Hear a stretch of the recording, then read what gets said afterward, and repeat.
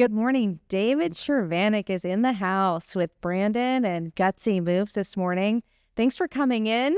It's not very often. I don't get to see you all the time. You're the big broker of the company. Well, I love coming down to Salem because it's such a great town. And over the last 10 years, I've been kind of following it since we've had a presence down here. And it's such the improvements that they're making in the town and the fact that we're here. And I'm just so excited because as I come into town, I see all your signs. And I really appreciate you being here and helping the company grow. You and Brandon are doing just such a great job. Oh, thanks. All of our signs, you should say. All of our signs. But Yeah. And downtown revitalization is it's happening everywhere around the country. If you look at little downtowns, and it's certainly Salem is one of them. So yeah, it's been really cool. Yeah, so I should have bought real estate here 10 years ago. Oh, you should. When's I the should best have. time to buy real estate? What is our saying? 5 years ago? Now when you come down and look at everything, it's just revitalized and it's vibrant. I believe this would have been one of the vacant buildings. This whole section has undergone a lot of renovation. It has. In fact, we were just in Charlotte, Michigan for a couple of days this week talking about some real estate development. And it was interesting when we were at the restaurant. Acapulco is what the name of the Mexican restaurant was. We were talking about Salem and some of the renovation and revitalization that was going on, very similar to that community. So kind of interesting that you already mentioned that. Another little downtown. Yeah, it's really cool. So we're going to talk about today some real estate investing, from the broker's eyes. We're going to cover a little bit of content about the market today. I'm interested in your input. We have a couple of questions I think we'll probably fire at you with the regards to settlement and the market today. It's always changing, as we know. And then also your gutsy move. And I'm really interested because we don't know what that is. Well, it's been a little bit coy. Yeah. A little bit cool. We can't wait to hear all about it, whatever it is. And then I might ask Chrissy if that really was your gutsiest move. The industry has changed so much, and just over in the last year, it's changed drastically with how people are treated. And so, everyone's speaking about the NAR settlement, and that's kind of an interesting situation because we do the best that we can for people. And there was just an assumption that we were taking advantage of buyers in some way. So the government kind of got involved, and they wanted to change the way we do business and more or less put the responsibility of an agent on the buyer, and so that the buyer be responsible to pay that agent. So in the past, it was the seller would pay a commission, and they would split. We as a company, we would split it and pay a portion to the buyer's agent so that it was taken care of. Because we realize that most buyers do not have that much money to buy a house. Very true. To pay a down payment. And so it's interesting how the changes are happening, but we're in the middle of it right now. And I think how it's going to end up is you hire an agent to list your house and sell your house. That's always been standard. You sit down, you go over their value proposition, what they're going to do for you, they're going to get you the most money.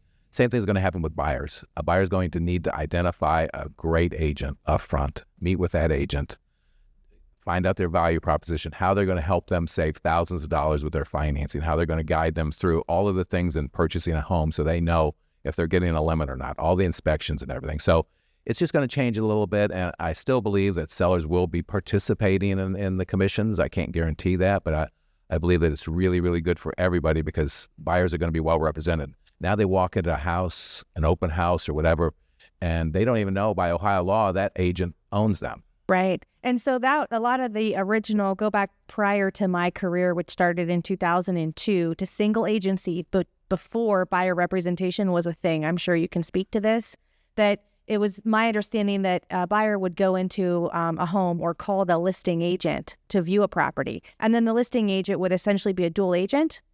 Correct. And that's very hard to do, to represent. Single agency or dual agency what I'm saying back in the day was like 70s, 80s, 90s, even maybe early 90s. Well, back in the day, I started in 1975, so it's been almost 50 years. Back in the day, we only represented a seller.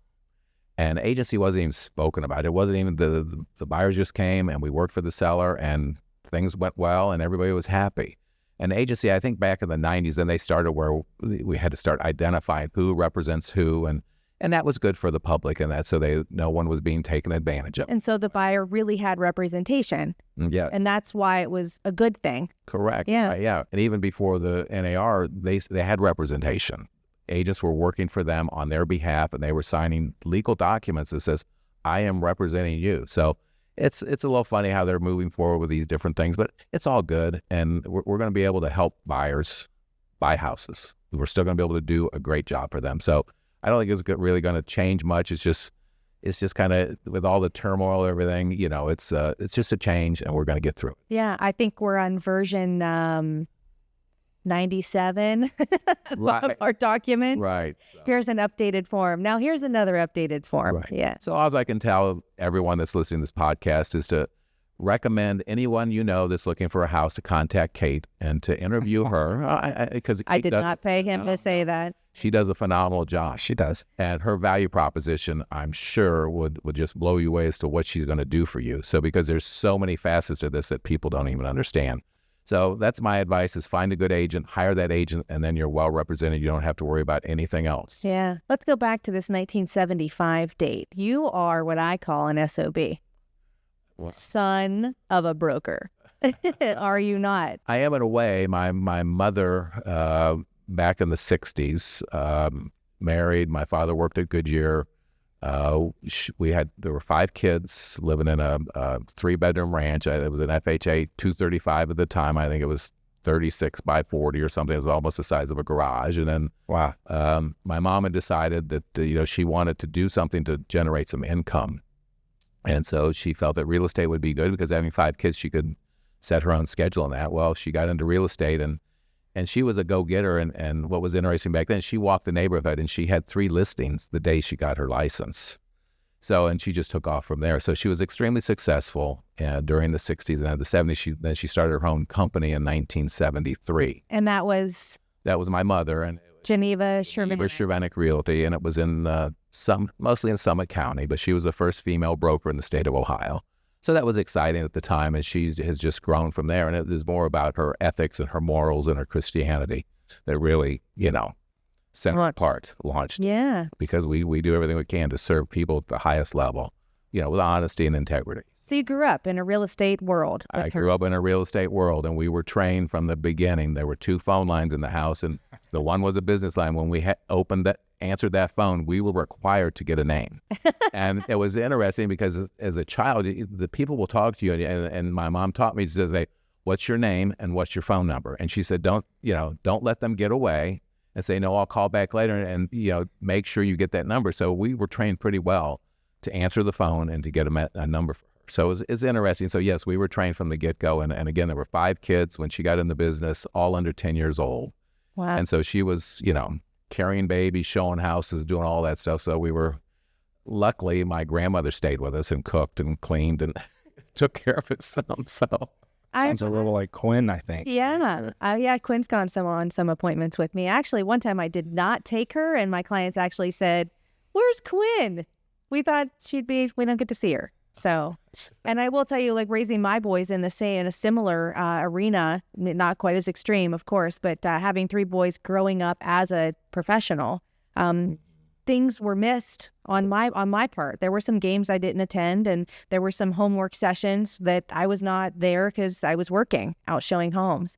But I will tell you that the boys at a very early age recognized that when mom went to work and missed something that they thought was important at the time, their life got markedly better because mom went to work. And so they really realized, and I started relaying things to, when they ask, can we have fill in the blank? Mom, can I play soccer? Mom, can we go to Florida for vacation? And I would say, well, I need to sell 1 more home. And if we meet that mark, then yes, we can go. And yeah, you just grow up in that absolutely world. And again, I mean, most people don't realize the hours that a realtor has. I mean, it's 7 days a week, and it's when they're not working. Mm-hmm. And so, yes, you are going to ignore your family a little bit, because those are the times that we do, that you need to be home or you want to be home, but they grow up fine, and so they learn responsibility. We learned responsibilities as kids. It was amazing. My sisters were required to cook dinner. I was required to clean the garage and mow the grass. And so we all had our jobs. So it was kind of, a family, that we knew what we do Saturday morning. We weren't allowed out of the house until things were done. Right. So, Brandon, there's something that you say about real estate agents that reminded me when Dave made a comment about agents. and how hard they work. Am I in a good mood or am I in a bad mood? You're in a good mood. Nobody works harder for a lead than a realtor. They have to put in so much energy into the initial just, who are they? Can I go see something? And the gathering of information. It seems they're forever on the phone or forever doing some sort of follow-up just to get a door open. Absolutely. And again, most people don't realize agents are commission only. 100%. Don't sell, you don't make any money. There's no salary coming in. There's no monthly check.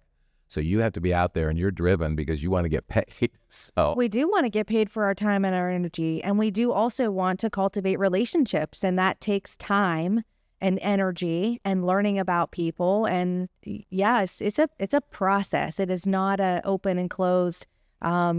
My insurance friends might get mad at me for saying, but it's not like call in, what's your price for a policy, close the door and write it and you're done. Well, there's no residual income unless they come back and want to buy another house or list another Which house. They're only going to do if we did an amazing job and they remember who we even are. What we can do is we can advise them so that they're getting the best product. And then when it comes to investments, we can make them millionaires so easy.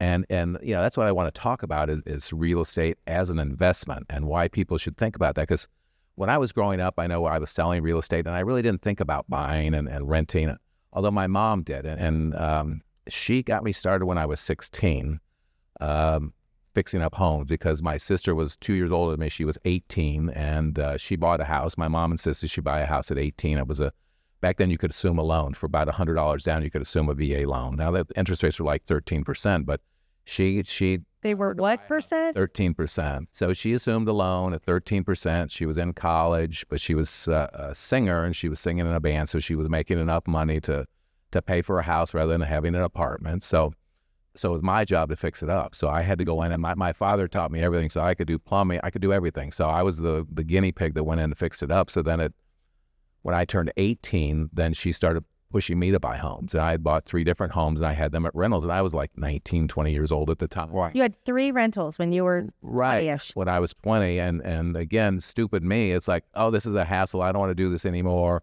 And so I sold them all. I went to Florida for a year because I wanted to, I didn't want to be in Ohio. That was just, kind of, getting out of college and stuff. So there for about a year. And then I finally realized I came back and, real estate was the place to be. But if I would have only continued what I was doing, I would be a multi-millionaire today. Because I have a friend that got in the business about the same time as me, and he has over 1,000 homes. And he's a multi-millionaire, lives in a $4 million house, and all they do is travel and have fun. So I'm going, why didn't I do that? And I'm trying to teach my agents to do that. And it's like I'm counseling them. I go, yeah. And Social Security is not going to be there for you. Plus the appreciation. Yeah, that's what they don't realize. And the leverage. And that's what people don't realize is if you have $40,000, and I know people, I don't have $40,000, but you may have in your 401k or something like that that you can use. You can leverage it. And what's interesting is people don't realize that you can take that $40,000 and buy $40,000 worth of stock. And that's what you have is stock. And you have to hope that stock goes up. Yeah. Well, you can take that $40,000 and leverage with a bank. They can be your partner, and you can buy a $200,000 house, and all your investment is $40,000, and the bank is partnering with you for $160,000. So now you have $200,000 working for you, appreciating at 3 to 4% a year. And the great part is you have a tenant that's buying it for you. Yeah, they're paying for everything, plus giving you a little profit every month. So you just leverage that money, and that's how people become millionaires, multimillionaires. And that's why most people say the multimillionaires in the United States are all in real estate. And it's whether it's, your first house, your second house, commercial buildings. And with my kids, I said, I'll help you get your first house, but it has to be a 2-family. And it's got to be. Why did you say that? Because I knew that an income property, because they were going to be able to live for free. Yeah. They were going to be able to get it. And we found some that were in poor condition, so we got really good buys on them. Yeah. And we went in and they were learning with me, so they learned how to paint. My daughter knows how to tile. She knows how to lay vinyl. She knows how to paint. How to get their real estate license. Yeah. So my kids know how to fix up a house. So all 3 of them, their first homes were multifamily. They moved in, and the rent paid for everything. So they were living for free, and that allowed them the ability to save up some more money. So when they wanted their real house, their next house, that's what they bought. Yeah. And my son's real smart about it because his girlfriend, they're going to be getting married, but he said, you have to buy a two-family before we get married in your name so we can buy it for an FHA loan with very little down. Yes. And that'll be one of our investments because we won't have to come up with very much money. So any parents out there, advise your children their first house needs to be income generating, a multifamily, up to 4 units. You can use an FHA loan with very little down. And your kids get in there. It's not permanent. All these kids want the big house. They want the big condo. Instant gratification. Instant gratification. But if you can talk them into getting something and living, or there. I love the idea of the requirement. I will help you if. And I understand the impact of that. A lot of our listeners don't consider that option at all. One of the agents on our team is practicing that strategy exactly. Bought a duplex, moved into it, cash flowed the rent next door. His first house, yeah, cash flowed the rent next door, and then moved out of that one. Bought another little primary residence. They fixed it up, and he's probably ready to be moving on out of that one and put a renter in the second house. And when you're young, just move every couple of years. You can do it if you buy that as a primary residence. Brandon's been trying to help people with that concept for a long time in lending. And again, so many people are just afraid because all they hear is horror stories. Well, there's 100 success stories to one horror story. Well, you don't hear about those. No, you don't. You don't. And the problem is that the horror story scares them. And what you have to do is quantify the person that gave you the horror story because they did something wrong. Right. So if you work with the correct realtor that's going to help you and say, okay, this is what you have to do when you rent a property. You have to get you have to get a criminal, you have to get a credit, and you have to check the references. And not just the place they're living. You want to know where they lived before. Right. That current landlord wants rid of them, and he's going to tell you they're great just to get rid of them. So there are keys to it, but the realtor is the person that is going to help you through that and make you a millionaire. Yeah. Really. And so, that's how I look at it, and I just think that I've made so many people millionaires in my life, and I really enjoy that. That's pretty great. Gary Keller at one of the conventions several years ago got on stage, and something he said that stuck with me was speaking to a crowd of 17,000 real estate agents in a large room, said, the next investment property that you go to list and you're selling and giving that value proposition to the potential buyer about why it's such a great investment, you need to ask yourself, why aren't you buying it? And if you're not building your own personal wealth through real estate, you might be missing the boat as a professional. Oh, absolutely. Because I've had so many agents that I've tried to talk them into buying a house. Yes. And they don't do it, and they don't do it, and they don't do it. But the ones that do, they are, they've been in it 15 years. I have one gentleman that I started coaching about 8 years ago, and he really took it to heart, and he has 150 units right now in 8 years. And he just made an offer on a house for $1.4 million. He's got 3 Is that Aiken? Kids. I don't want to go into any we know our top producers. Right. But again, it's for everyone listening to this podcast, think about real estate as an investment. Don't be afraid of it. Make the move. Take the jump. Yes, are you telling people to make a gutsy move? Absolutely. A gutsy move will make you rich. And again, it's like a business. You're hiring a tenant to buy a house for you. Don't you want somebody to buy a house for you? Yes. Or 10 houses for you or 20 houses for you. I mean, that's what life's all about, is leveraging other people. And right now, there's so many people that cannot afford to buy a house, and they don't want to own a house. They want to rent. Yes. I think a lot of that, too, Dave, is what you've been talking about. Interestingly, there's kind of 2 rules in real estate that you probably shouldn't debate. You can try. It's location, and then it's other people's money. And so the other people's money is where people have a very hard time getting into. It's a barrier to entry because they don't know how to access capital. And the access to capital is a broad spectrum. And those are some things that you've already been talking about today. And we continue to talk about, not just on the show here, but out in the public space. Panel events, private conversations that we're having over lunch and dinner. Those are all things that you have to continue to understand. Access to capital, it's arguably the largest barrier to entry for the wealthiest model of building wealth, and that is real estate. Absolutely. 90% of the world's millionaires became millionaires through real estate. So in the stock market, I just didn't like it because all of a sudden you had money and then you didn't have money. Now with my real estate, I don't care what happens to the value. It can go up, it can go down. I still get my rent, and they're still buying me a house. Right. So, years ago after the 2005, I think there was an adjustment in the market, and I just made the decision. I'm getting all my money out of the stock market, and I got a self-directed IRA. So I control where the money goes, and I bought real estate. And that has been the best investment of my life, investing in real estate through my 401k, the return with the appreciation and everything. I've tripled, quadrupled my money over the last, 15 years because of that.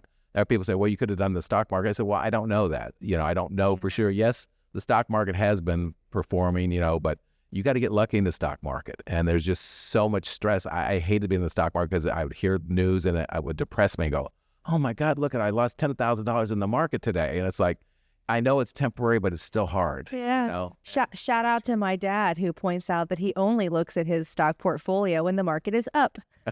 Right. So I just encourage people, let's look at real estate, So you took some of that money, and then with your self-directed IRA, you were able to take advantage of, in a good way, the lower property values during that time. Yeah. So, back in the day, I bought an 8-unit for $365,000.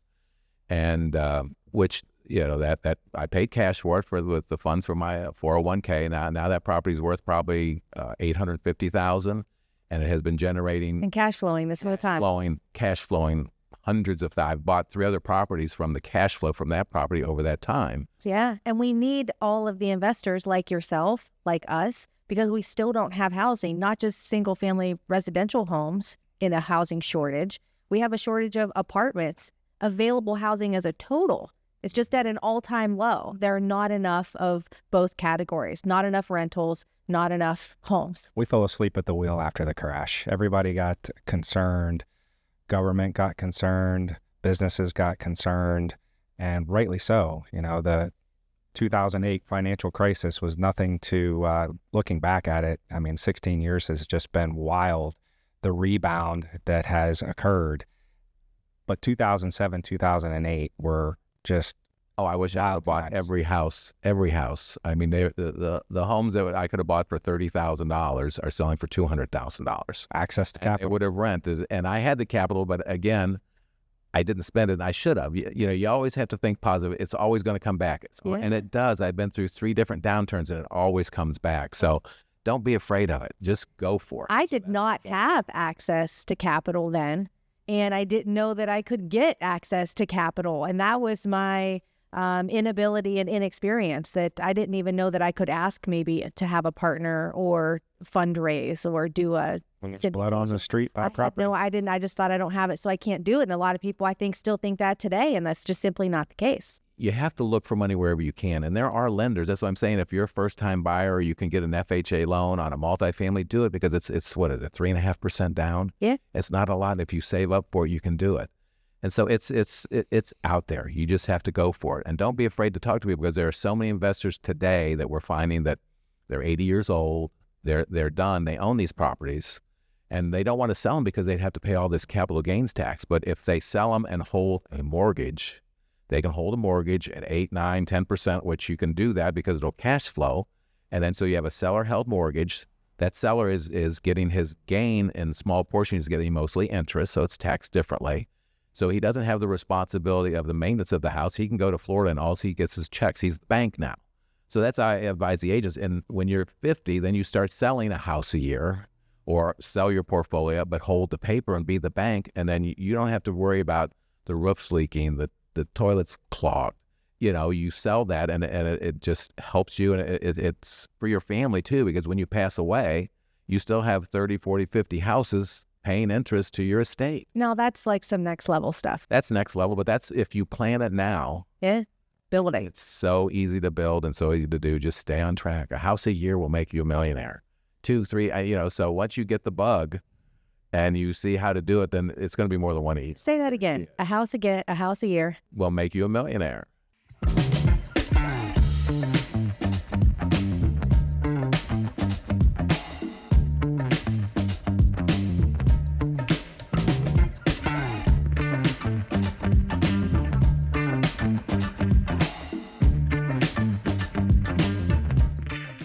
So Dave, Tell us, what's a gutsy move of yours as an entrepreneur? Well, let's see, a gutsy move. Let's go back a few years, maybe about 20 years ago, and selling real estate full time. And then in the meantime, I started a title company. I was one of the few companies that we owned a title company also. So we started in a very small office, maybe less than 1,000 square feet, and we grew, and we had about 4 people, and so we needed some space. And so this grocery store becomes available, in a very great location, but it was dilapidated, it was old, and they had built a brand new grocery store 2 blocks away, and so this came on the market, and I go to my partner, I said, let's buy that. And she goes, are you crazy? That's 30,000 square feet. We need about 2,000. I said, well, let's just buy it, move in part of it, and we'll find some other tenants. I said, the location, you can't go wrong with location. But she said, the money you're going to have to put in. I said, we'll be able to do it. Once we get leases, the lender will loan us the money to do it. So I talked her into it. So we bought that building for $750,000. Wow.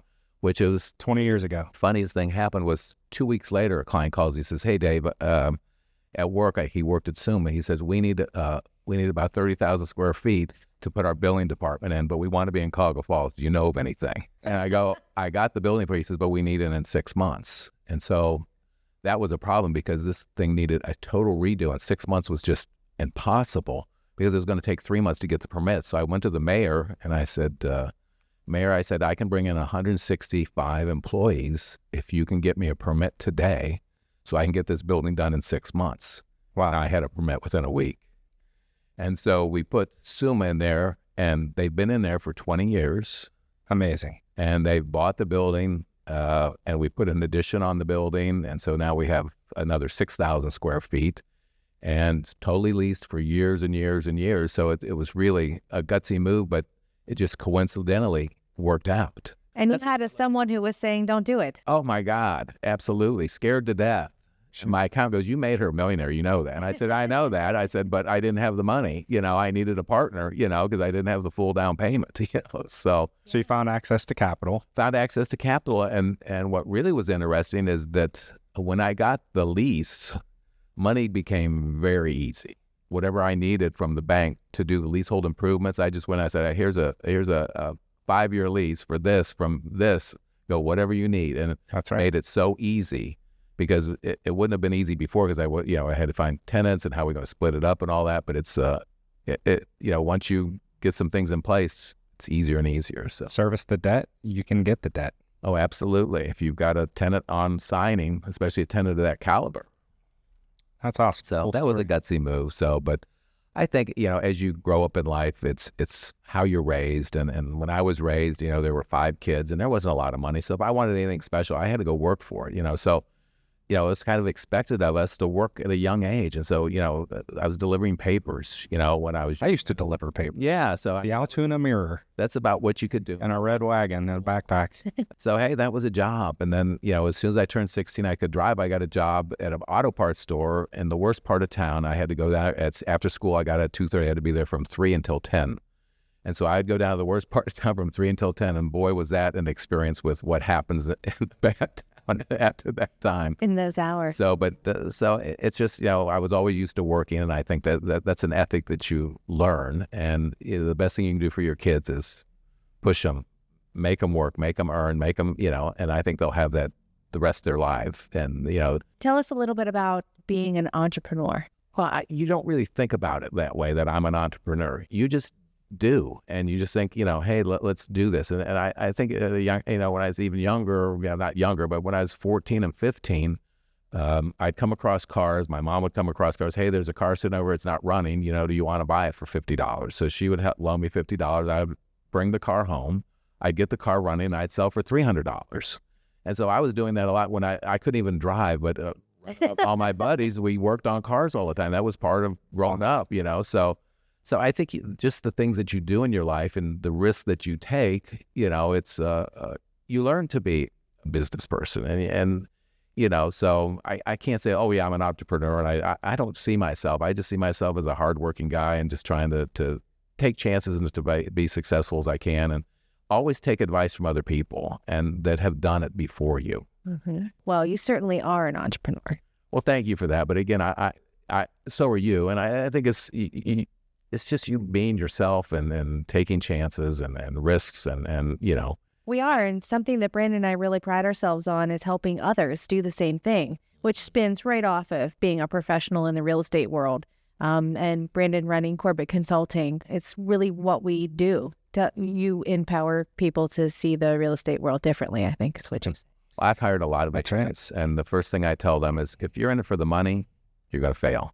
If you're in it to help people and to serve people, you'll be a millionaire. Yeah. So you need to make that choice today. And I had so many people that get into it for the money. Oh, it's so easy and I can make so much money.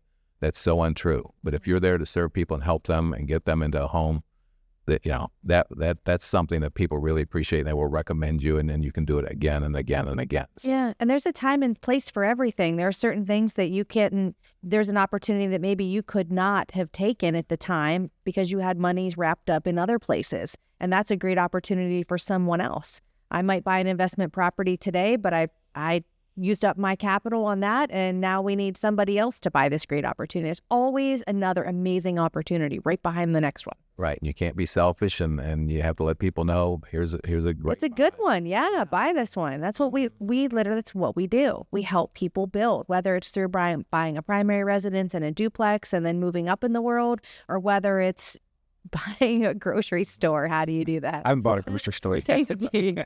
I did not. See, I learn something new every day as I'm learning about David Chervenic. Operating out of a grocery store. And the title company, how did that go? Oh, it grew and grew and grew, and we were doing all kinds of business. So yeah, it was a great situation, because back in the day, real estate companies weren't involved with title companies. Now, right. Most title companies are partnered with real estate companies because that's where the majority of the business comes from. And hand in hand. And again, you just don't do it, to make money. You do it to serve people and do a great job. Right. And every agent knew if you did a deal with our title company, it was going to be done perfect. And what's interesting to me today, the largest title companies, because over the years, things had changed and some of my people left, but they are known as the best people in the business. They were trained at my title company, and so, but that's life, and then you move forward. But no, it's been a great life, and I really have loved, again, just growing and being around people. So it's interesting you talk about it from an entrepreneur perspective. So we've got 3 entrepreneurs here, and I think the underlying message is you also have 3 different mentors here, and you're sharing the message of how to do it, much like your mom went out on her first day of having her real estate license and signed up 3 homes. So you have a mentor, you have somebody to follow, and aligning with someone is extremely important as you're going to learn how to scale in real estate. So cool messages. Yeah, I just learned from my parents, and they didn't know everything, and I didn't know everything. But once I surrounded myself with people that did know everything, boy, did it change my life. So I can just recommend anybody that's listening to this, surround yourself with people that know everything in what you want to do, and they will help you. And, so that's the key to this is, people helping people. Yeah, that's a great Keller Williams pitch. The entrepreneurial spirit and the willingness to share. Yes. I think that's the differentiator. I've been at other brokerages and seen other concepts, but the willingness that all of the agents have to share what they know and what they use, tools and systems, it just will give it to you. Right. It's all here. All you have to do is follow the system, use the tool, ask the people. We have it all for you. It's huge. And now we're so engrossed with that and used to it, but it still blows my mind. Well, it's proven that your income's going to be decided from the 5 people you surround yourself with.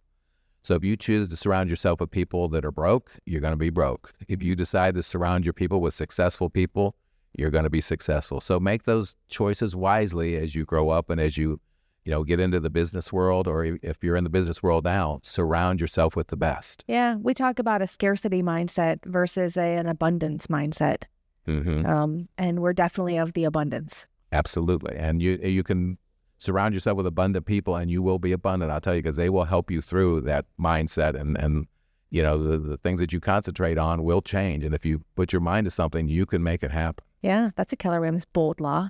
What you focus on expands. Yep. Speaking of that, you just mentioned quantum leap. So that's getting kids and younger individuals, maybe younger professionals if they're not children. And that's in Austin. And this year we're going to be in Austin in November for The One Thing, another Keller Williams kind of affiliated event. And we were in Scottsdale last year for that. Yeah, we're going to the couples goal setting retreat put on by the Papazants. Hi, my name is Kate of The Creative Ones, and we believe in creating an environment of limitless growth. We support unique individuality and working together. Our vision, investing in others and their talents on the path to mastery. And of course, we believe in doing the right thing. Learn more at our website at thecreativeones.com.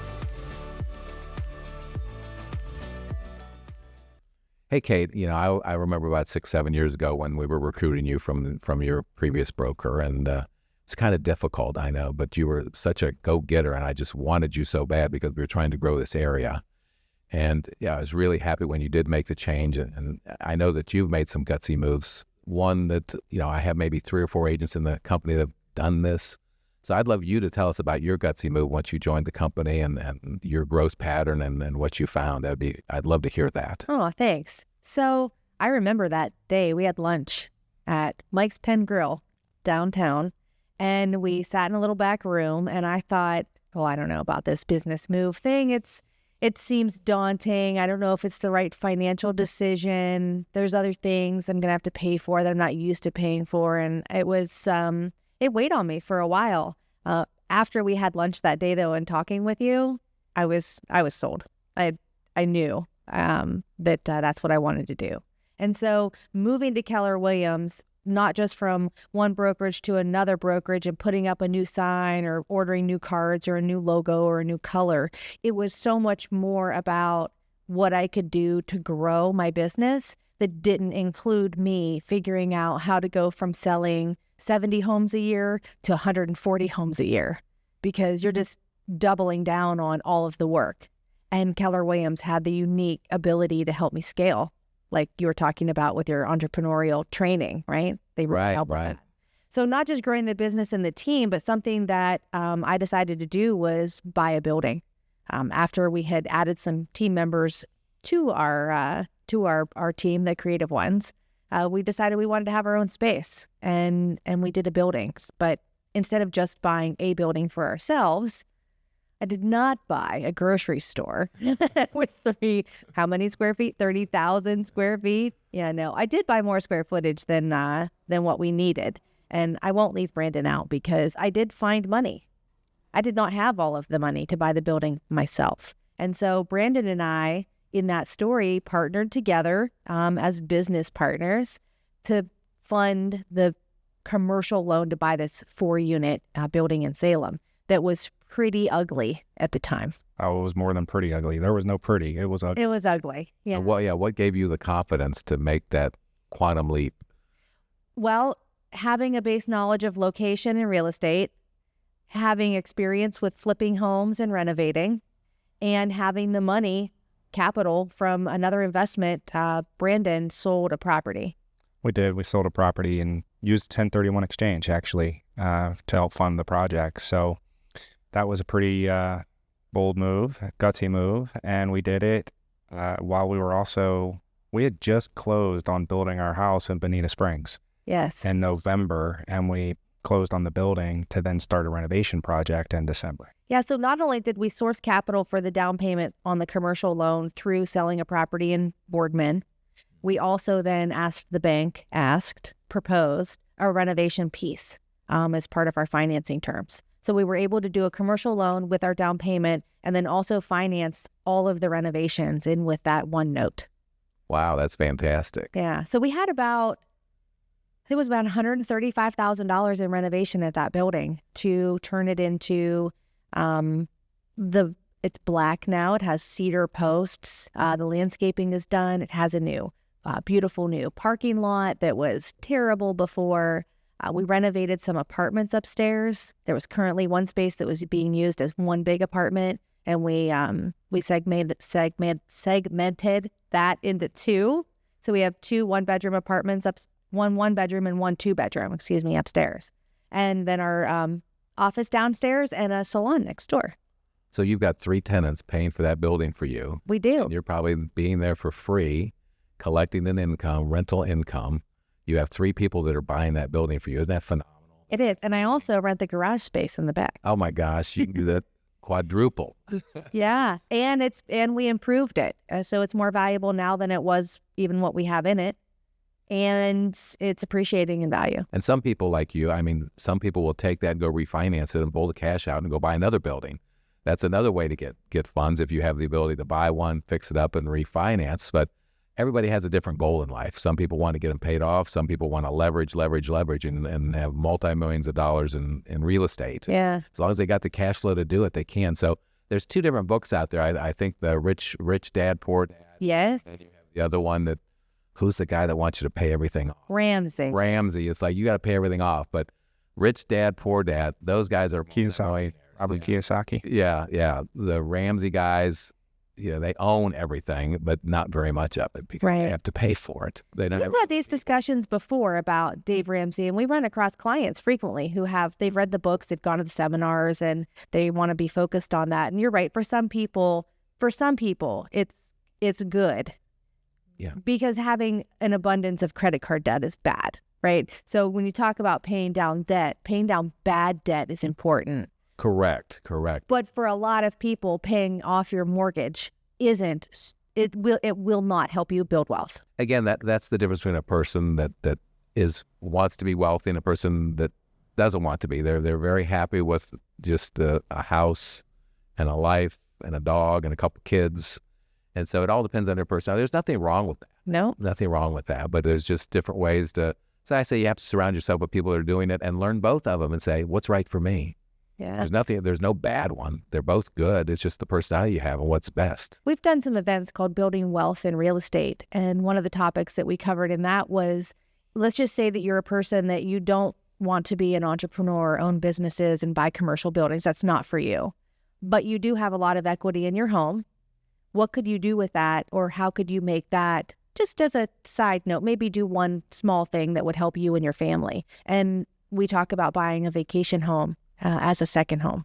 Mm-hmm. And that's another way that people can leverage without being that whole business mindset. But who wouldn't love to have their own vacation home? Well, absolutely. And with VRBO and those types of industries out there, it makes it so much easier to keep that rented and keep it cash flowing. So you come up with your down payment, leverage the rest with a bank, and let that thing make you money. So that's a phenomenal. There's someone out there listening right now going, but no, I still know. No.